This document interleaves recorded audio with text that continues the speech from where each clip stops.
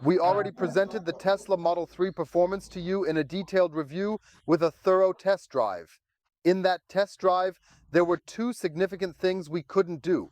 First, the acceleration, and second, a detailed comparison of how well the new adaptive suspension performs. Additionally, in this video, we want to familiarize you with the consumption of the Tesla Model 3 performance, which means we'll be doing a consumption test at 100, 120, 140, 160 km/h. We're doing a charging check at an HPC fast charger to see how quickly the new Tesla Model 3 performance charges outside the Tesla supercharger network. And of course, we want to find out with you on the highway how performant it really is, how fast it goes, how agile it is, how well the autopilot works, and how comfortable the ride is with the brand new sport seats. In combination with the adaptive suspension system, I think a lot of material for this video. Please check if you're part of the Drive Electric community. If not, we'd be so glad if you could subscribe, and then you definitely won't miss any of the exciting upcoming videos. We set off with the Tesla Model 3 performance to our test track on the Autobahn A9, since we are now filming in the charming and picturesque Berlin area, which is simply stunning. Yes, we want to talk about the starting point. It's July 2024, and we somehow only have 18 degrees. Summer was here briefly, and as quickly as it arrived, it's gone. Yeah, unfortunately this year hasn't been good for us. However, with 18 degrees, possibly rising by noon, you should still get decent values for your planned activities, enjoying a pleasant day. Tesla Model 3, Performance 2024 model, basically means all-wheel drive. 2 electric motors, one on the front axle, one on the rear axle, together 460 horsepower system output. Tesla is widely recognized for their attractive consumption in the performance models, which don't differ much from the rear-wheel drive and all-wheel drive versions without the performance motor on the rear axle, if you're not pushing their capabilities to the limit. From what we've seen so far, everything seems close together, almost seamless. Stefan also checked the tires and tell me, what do we have on the rims today then? What are your thoughts? We have mixed tires, 20 inches in front, 235 and 275 in the rear. Very nice. Summer tires from, I believe, Pirelli this time. So, there's a slight touch of Italian flair here in the incredibly advanced American super electric car. That really fits, right? Yes, absolutely. We've already created a detailed review with a driving report about the Tesla Model 3 performance, where we unfortunately missed the chance to test the acceleration, which according to Tesla's specs is stated to be 3.1 seconds. To check, we're going to follow up on that now, Stefan. I'd really say you do a countdown here on our test track, and then we can proceed as planned. 3, 2, 1, go. And now he is going directly into madness mode, really pushing forward. Then we proceed and thoroughly test the brakes. Could it perhaps possibly be just a bit harder though? But that's generally the fundamental problem with Tesla vehicles, that the performance brakes are considerably better than the standard brakes, but somehow they're still not really all that performant, which is somewhat disappointing. Nee, noch nicht We have wirklich. an impressive result of 0 to 50 in 2.07, 0 to 60 in 2.49 seconds here with the Draghi, and 0 to 100 in just 4.12 seconds flat, showcasing exceptional acceleration performance. That's just a second slower than the specs, but it still performs really well. We will undoubtedly have to test that again in a bit. I would say. That's what we always do, to be fair. We also double-check the dynamics to see if we've set everything up correctly. So we're in full insanity mode. We can easily switch to sport for the second try, carefully set the steering to heavy, and then go confidently into track mode. Yes.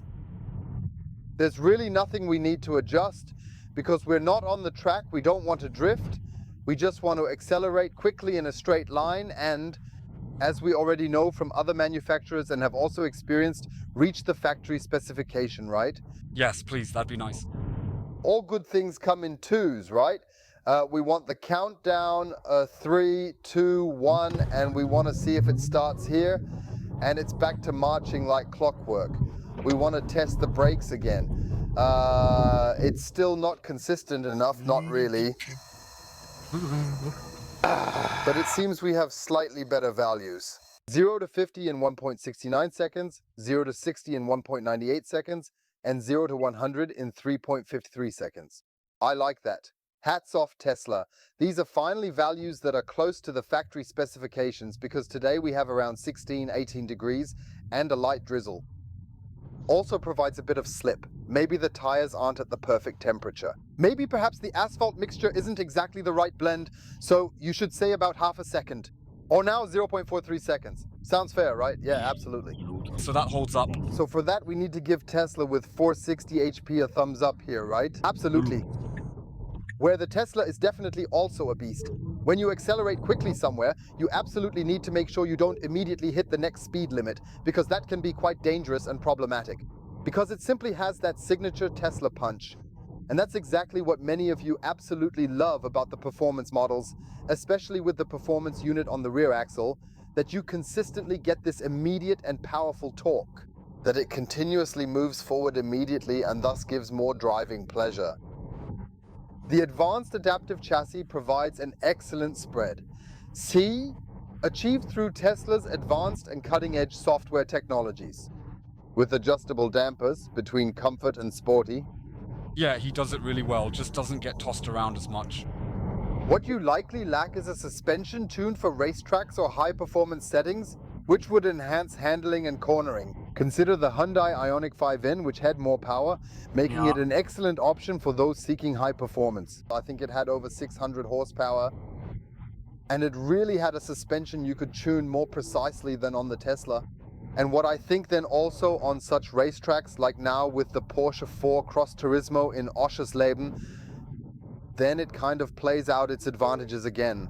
Yeah, I think you probably have a little bit more fun afterwards. But for the everyday driver, like us, who uses it as a daily car, but wants to drive a bit faster occasionally, who might also want to join a quick lap on a racetrack now and then, isn't the Model 3 performance when it comes to price performance almost unbeatable, right? Yeah. Absolutely, so there's hardly anything better for the price right now. Currently, it starts at 56,190 euros, and it actually has a pretty full equipment. There are just a few things missing. If you want another color, inside or outside, or a few additional features like enhanced autopilot or full self-driving, it costs even more. But let me tell you this, these standard features, they're pretty much all inclusive right here. Yeah. Almost everything's included. The only thing that's really annoying is this constant jingling and jangling. But Tesla isn't solely to blame because there's this new EU directive that makes it chime immediately if you're even just 1 kilometer per hour over the limit. What annoys me? Stefan, please, the wiper is automatic. He hasn't wiped even once since it first started to rain.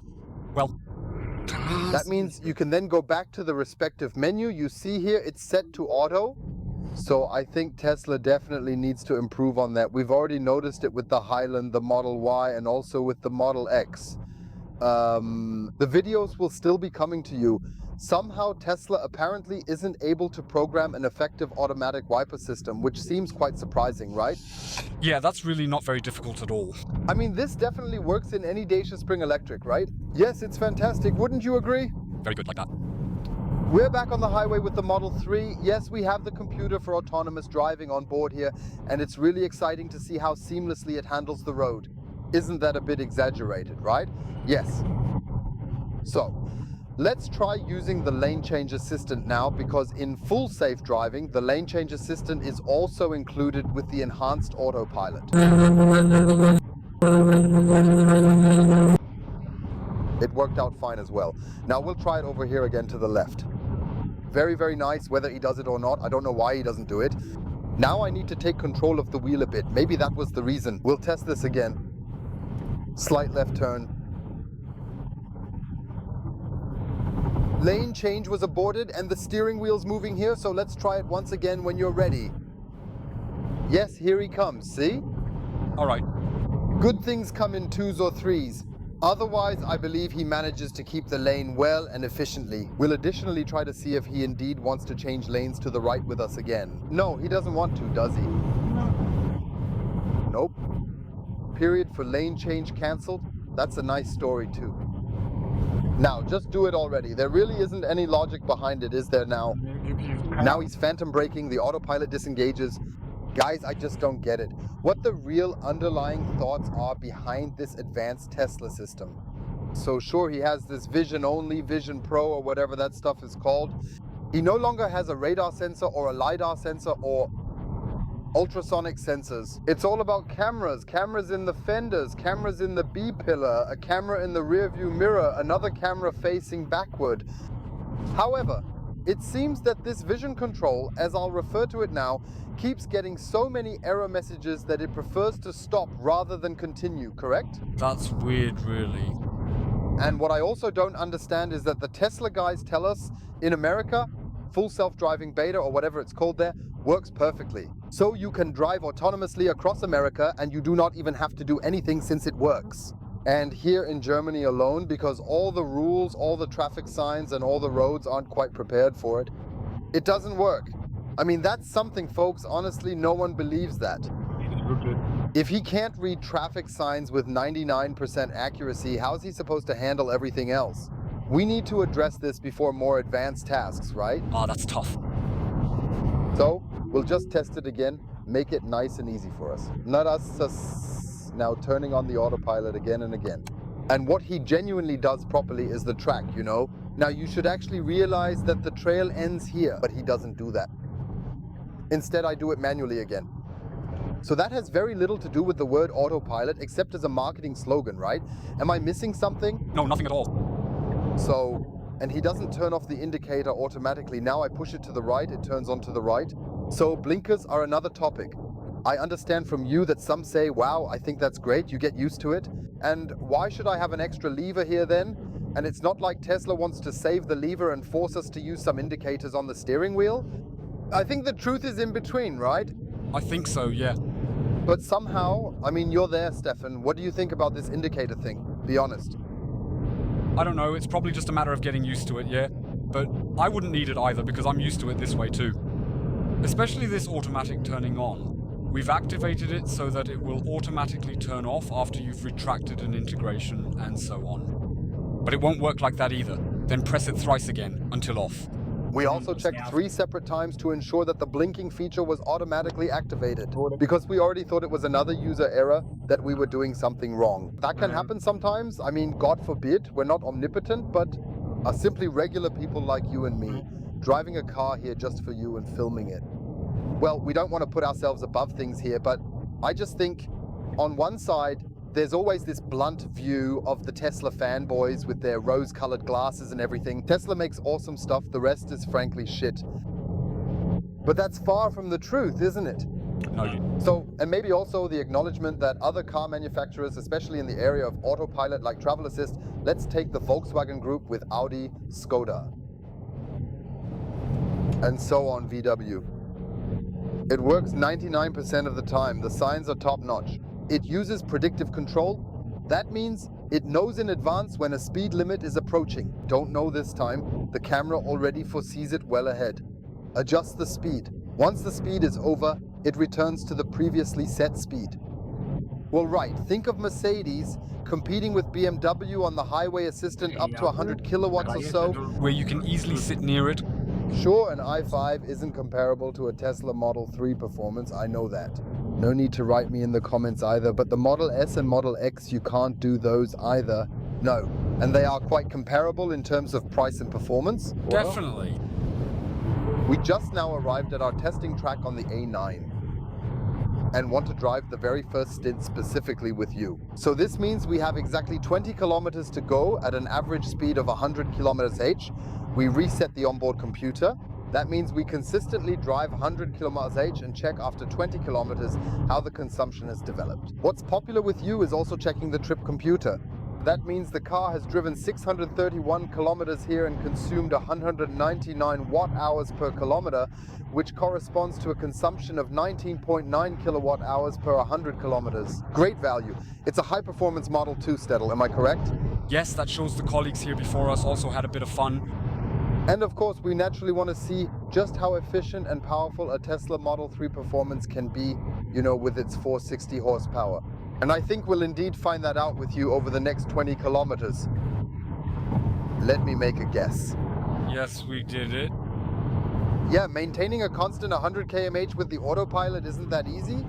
On 21 kilometer, We noted a total consumption of 184 kWh per kilometers, which is equal to 18.4 kWh per 100 kilometers, according to our detailed measurements. We had the comparison on the same track, I believe, under very similar weather conditions.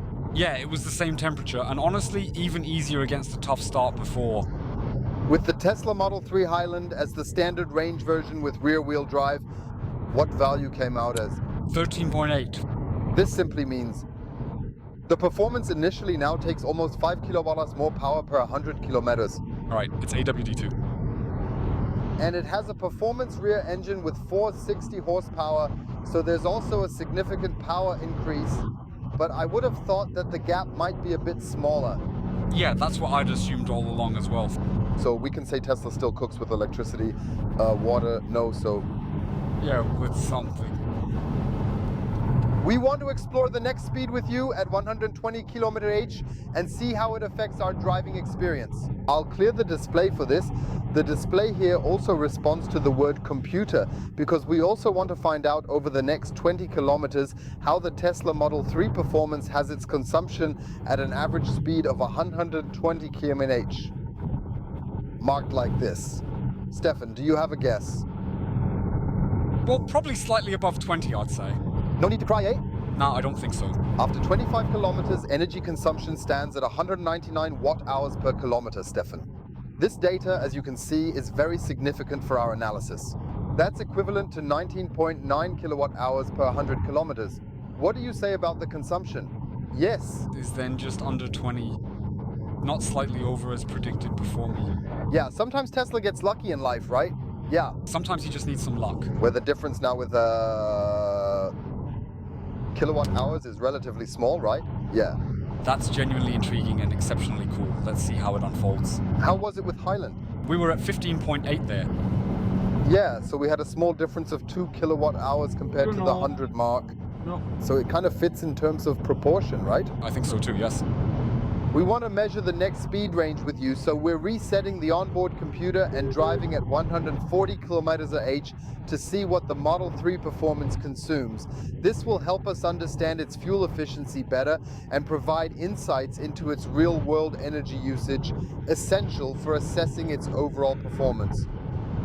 To bridge the time until we get the results, let's discuss ride comfort and any insights or feedback you may have about it. That's exactly what Stefan's well-known buttometer is known for. So Stefan, what's your buttometer say? Famous and infamous, I like that. I'm really sitting here comfortably. So the seats are amazing, I have good side support, I have good thigh support. And also with the headrest and so on, that's all going great, really well. I think it applies to long distance too. But what kind of still bothers me a bit is this bumpy suspension. I notice every bump in the road here. Sometimes you can also see it on the camera. That gets a bit stressful over time. Yes, unfortunately, that was my impression in the Model 3 performance, though I hope not.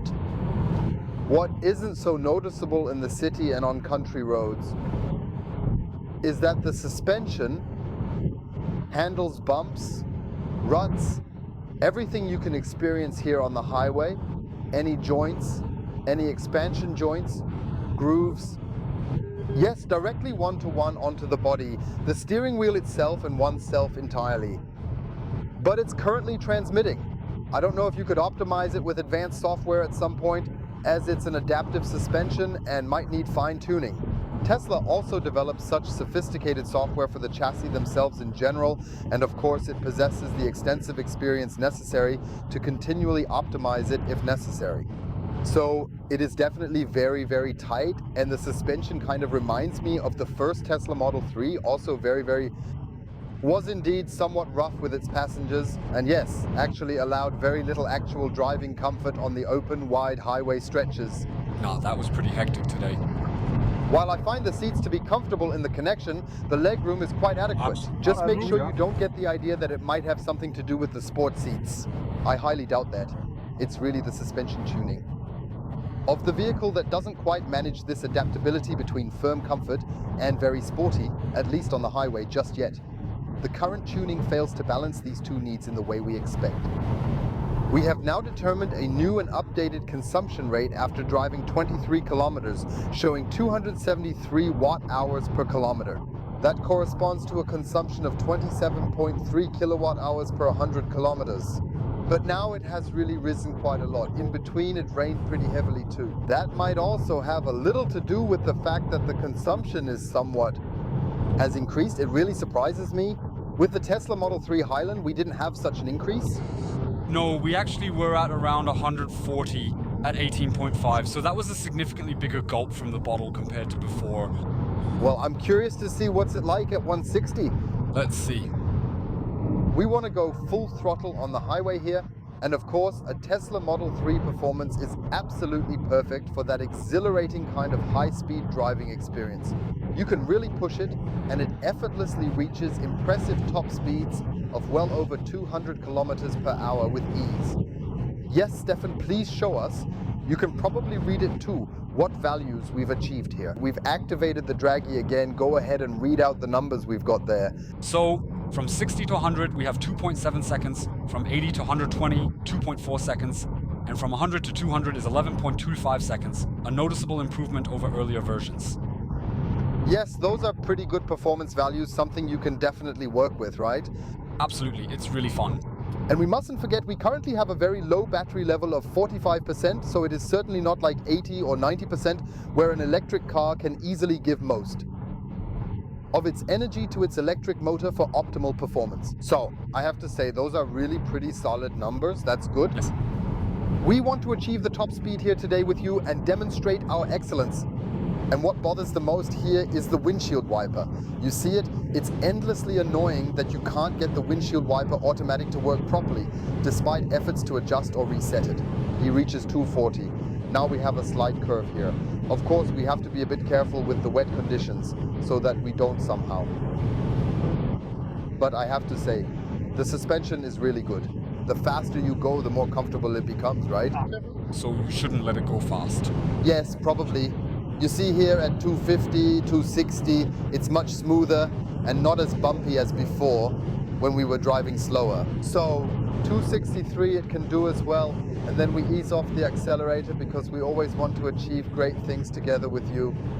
Within the framework of road traffic regulations here, safety first. But it's important for you that when you drive such a performance model, you can also enjoy stretches where you can, as they say, let the Tesla fly a bit, like straight ahead, just playing around, really pushing it is fun, right? 2.62 an electric or... Yes! We are currently driving at 160 km/h and want to reset the onboard computer to determine if we can average 160 km/h here over an extended period. Neither the adaptive cruise control, which works up to 150, nor the autopilot, which works up to 140, can be used here. I'm genuinely curious to see exactly what the Model 3 Performance will consume on our trip. Yeah, the automatic wipers unfortunately still don't work very well. Sure, sometimes there's a demo effect, like now then it acts up. But just now there was quite a while where he just didn't do it. I don't quite get it either because it's basically above the windshield wiper when it wipes over. Because underneath it, there's the camera, you see that now, that's just for a speed like 160 km/h. For my personal liking, late or too slow, that's not so late. Sure, we now perform these thorough tests each week, but look at that. Isn't that a security-related feature, or am I wrong? Absolutely. Just because Tesla doesn't install functioning software like all other car manufacturers, but rather uses its own subject Go again. And then you ask Tesla, you probably get the answer that it's a beta version. Look outside, please. That's incredible. Yeah. This is bad. No idea that we can't manage. Yeah, without adaptive cruise.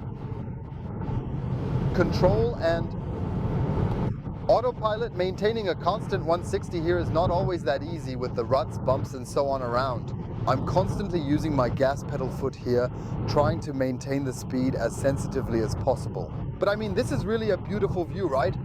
Great, you really can't see very much at all. I'd say Tesla drivers don't mind that, I believe. And then he will say, you now have a physical button on the steering wheel which you can press, where you also use the windshield spray function, ensuring ease of access and convenience. What bothers you? If I press here, it clears, but then I don't have automatic wipers, right? No, not really. Then he's off topic. So manual wipers in a Tesla. We drove 19 kilometers at 160 km/h. Now we are entering a 120 zone. The consumption measures 320 watt-hours per kilometer. Yes, it has significantly increased again, just as we expected. How was the consumption on the Tesla Model 3 Highland? There were an impressive 22.8. You really have to put it that way. That's quite a noticeable difference of 10 kilowatt hours for a high-performance variant, although I think it's raining a bit more heavily today than usual. I'm not attempting to defend Tesla here, but to be fair, that needs to be said. We've got about 16 degrees. I think back then we had 17, 18 degrees for consumption values. So that can undeniably make a noticeable and genuinely clear difference. Yeah, I would say let's show you the tables. There you see the Tesla Model 3 Highland on one side and the other tested candidates on the other, so you get a comprehensive overview of how they performed in various conditions. Where exactly the Tesla Model 3 performance fits in.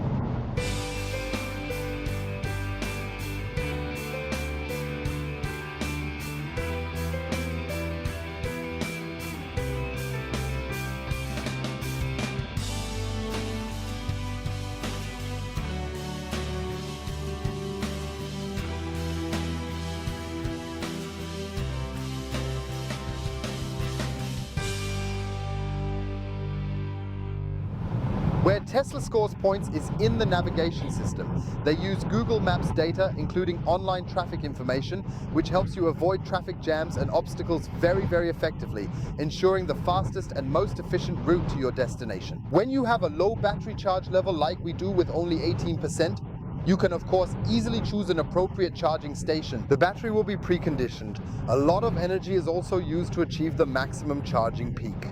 To reach 250 kilodollars of power output. That is also the next goal in our upcoming video. Let's see just how efficient, not efficient, but more efficient. Reliable and efficient in the performance model. Exactly how quickly the performance model can be charged from 10 to 80% is quite impressive.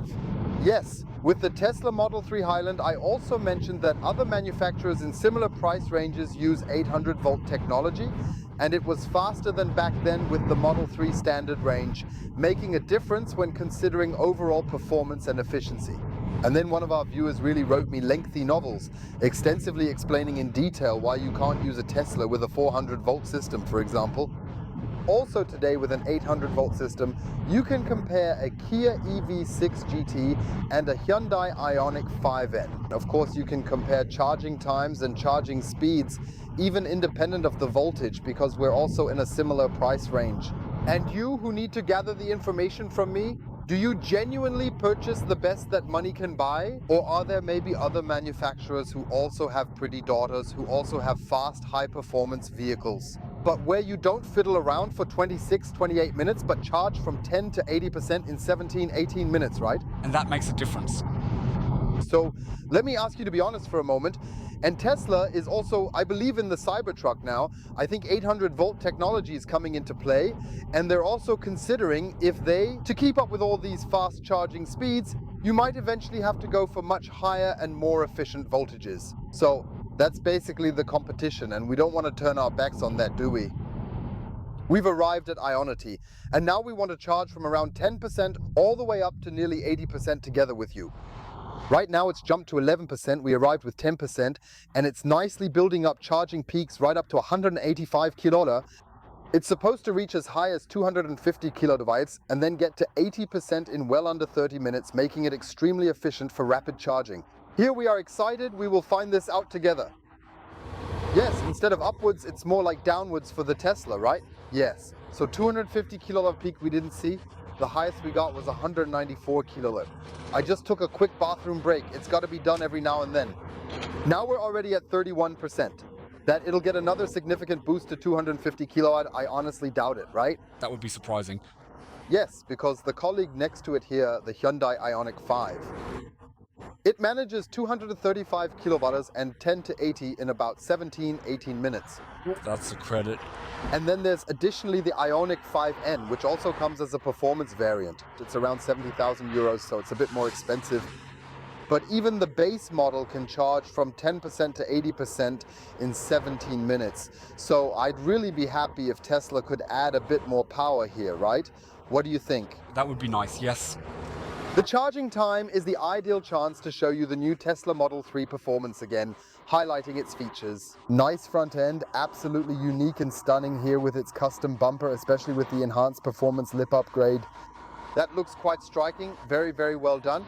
Yes, we also have the new disc brakes in there, which with individual pixels can also illuminate sections similar to matrix lights. A new 20-inch wheel design, which we have here on the performance variant, provides enhanced style and better handling. Looks sleek, these blades can be removed, but they certainly serve the aerodynamics to some extent. Yes, it has performance brakes too. We showed you in this video that they aren't quite as performant. The Model 3 Performance still looks fresh and modern, maintaining its sleek appearance effortlessly. And that is certainly also due to the fact that Tesla has continuously improved upon small things such as this all black then on the windows and has gone away from the chrome. We have a new rear wing which now has this little lift here, perfectly matching the roof line over the rear spoiler lip in matte carbon. And what Tesla has also successfully done is creatively design a very, very stylish and sleek rear diffuser to effectively create and enhance the performance version as well. Yeah, Stefan and I were wrong about Star Wars. Interestingly, it's a symbol from Spaceballs which we initially missed. And this will become the new signature feature then for all Tesla Model 3 Performance models starting from the year 2024. Looks really neat, yeah. Got something, huh? Why didn't you even recognize Spaceballs? I just see it like this. I'm always thinking, you know, a ship going at warp speed, Star Wars. Star Trek. It's all set in space. It's all... So you mean it's not just Spaceballs or what? No, it can only... Yes, we are at 40% and it's going further downwards. And here the charging speed is too much because we're around 128 kilometers. So it doesn't really get much better. 50% after 14 minutes, recharge 34.6 kilowatt hours. He's fiddling around here with 104, 105 kilowatt hours. And now we're curious to see how many more minutes he'll need if he keeps lowering his peak charging rate. And the charge curve then drops to 80%. Yeah, it raises the question if maybe Tesla wants to try to catch up to BYD a bit more than they have in the past. So, to the most battery-friendly, extremely slowest charging electric cars ever, right? Yeah, exactly. But joking aside, it really pushes like crazy in just 3.1 seconds, don't you think, right? Yes. Lateral acceleration, well, it's not its strong suit yet, but it's a sporty car, right? Sure seems that way, you know. That means you'd expect such a high-performance wonder weapon, which can do everything super fast and well, would also load super fast, right? Or am I missing something? Actually, yes, but when I look over to the pillar on the left now... By the way, the Ioniq 5 is already gone. He's already gone. Yeah, that's right. I mean, I don't intend it in a bad way, but feel free to write that in the comments. What do you think? So, if you already have a fast car, it accelerates quickly, and you want to drive it, you also want to recharge it quickly, right? Or am I missing something? I'm gasping for air, not just due to the rain cloud, we're wet, it's loading slowly. Let's see, could you please provide 81 kilowatts in 19 minutes, 61%? That's sort of like how it usually is. But really slow, right? Yes, it's getting cheeky. Why is it so warm in here? You here by the fire, or...? Yes, I started a campfire, although it seems it might take longer. Terrible, huh? I mean, it's genuinely cool that you have all sorts of games and features here just to pass time while loading, making the wait much more enjoyable. Tesla doesn't provide that service for free. You definitely do have to pay for it. But it does give you the option to at least, you know, use the loading time, and you can edit your own music. It looks really nice and offers additional customization, enhancing your experience.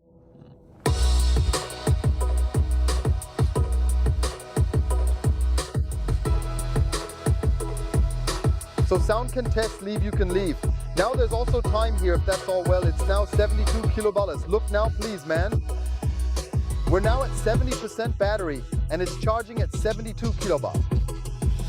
So I'll tell you one thing, if it goes under 50, I'll stop now. Yeah, definitely. But meanwhile, we can still thoroughly enjoy the incredibly beautiful mud flats here, don't you think? Come on, seriously, Tesla, right?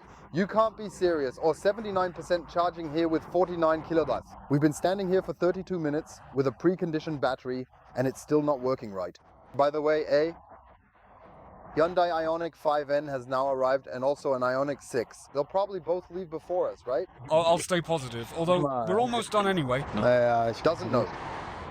80% after approximately 33 minutes. Now we're tinkering around with 46 kilovolts, but also we've already successfully recharged a total of 58.6 kilo. Yeah, maybe Tesla should spend less time on some fart cushion games and, I don't know, mega boxes, light shows, God knows what, and invest a bit more in wiper automation and charging performance, right? That would be great. Let's now proceed to the conclusion with the amazing Tesla Model 3 performance. Stefan, could you kindly share your overall impression with all our viewers? Yes, so as I said, it's quite fun. It has its quirks, like the wiper automation, for example, which can be somewhat unpredictable at times, or the shop didn't quite blow me away either, which was unexpected. But otherwise, I think it's still considered great value for money. You do get quite a lot for the price, wouldn't you agree? Absolutely.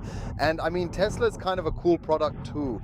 So you have great infotainment here. You have, in my opinion, excellent seats.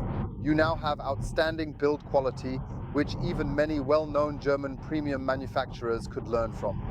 However, there are still a few things where they quite evidently require some significant improvements. And I think that's also part of a constructive critical video to address them. Well, on the one hand, I find that in some areas it's the chassis. That might potentially be fine-tuned a bit more to better serve the delicate balance between long-distance comfort and the required sportiness. I think the loading performance definitely belongs to that as well. Because if other manufacturers in the inner Pleist group manage it under 20 minutes, then Tesla, as the self-proclaimed market leader, should also be somewhere in that range, right? Absolutely. And specifically in the autopilot area, I must say, it's not nearly enough to meet our standards. All this ringing, clanging, and complication, he goes out again, then you put it back, then the lane change assistant works, then it doesn't. If he keeps the distance, then he doesn't. These are all things for me, including traffic sign recognition and wiper automation, that might even stop me from buying it, because you basically just say, hey, sorry, I'd actually rather spend a few more €1,000, Isn't that right? And have a more functional, reliable product, which other competitors perhaps can't quite do as well, like app one-to-one real-time with comprehensive features integrated here, ensuring seamless performance. Well, I'd say the truth lies somewhere in between. That means everyone has to decide for themselves if it's a cool product. I have a ton of fun driving a Tesla Model 3 Performance when it's not raining, and when I don't have to use the autopilot, and when I don't need to charge. Do I have to do one of these three things? It's just not that much fun. These are tough, yeah. Yeah, the standard range of the Highland, I thought it was tops in price-performance ratio. Yeah, also in terms of consumption, what we've found, there's really nothing to complain about. And in between, there's also the dual motor, meaning an all-wheel drive version, also with a battery, like here, then with 75 kilowatt hours net usable. Maybe that's the jack of all trades, it's priced right in the middle. Yeah, probably. It definitely has the more comfortable suspension from the Highland, but it just doesn't have those awesome sports seats, right? No. Unfortunately not. He doesn't have the cool spoiler, the front bumper, the rear diffuser, all that bling bling. I mean, given the distinct Spaceballs logo, I'd most likely take off first, right? That doesn't appeal to me in performance, right? Nah, not really. That's kind of a Tesla insider thing, probably. Someone has an idea again. Elon Musk probably found it washing his hands or something, yes? Yes, or saw stars. Yes, I'd say go ahead and test drive the new Tesla Model 3, whether the Highland version or the performance model, and see if this car could be your next electric vehicle. Evaluate driving experience, comfort, and features. I mean, that truly gets on your very last nerves, doesn't it? I mean, we've been driving for 2 kilometers and the wiper hasn't moved once. Oh, look under the bridge now, though. Because he knew, now it's dark, now I'll turn on the light. That's bad. And with that, we've finally come to the end of today's video. I hope you enjoyed it. You give it a thumbs up. Please go ahead and check if you're part of the Einfacher Elektrisch community. If not, we'd love if you could support us with a subscription. We'll see you in the next video. Thanks for watching, and remember to like, share, and subscribe. Stay healthy and see you soon. Yours, Ollie. Hey, Stefan. So, I think I found the malice. That right there is the rain sensor. You see it? These small, bright, small elevations. Yes, that must be the rain sensor. You need to adjust and program it, of course. Sure, but he definitely notices if he wipes it clean and how often, so he doesn't have any drops again, right? I think we're onto something really big. Do you think we're investigating again? Always strong.